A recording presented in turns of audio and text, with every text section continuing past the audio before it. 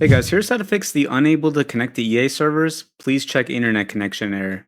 So first thing we're going to do is open up a browser and go to help.ea.com, or you can click the link in the description. In the top right, select servers, scroll down, and make sure the Apex Legends says online next to it. If the Apex Legends servers are online, close out of Apex Legends, the Steam app, and the EA app, and restart your PC.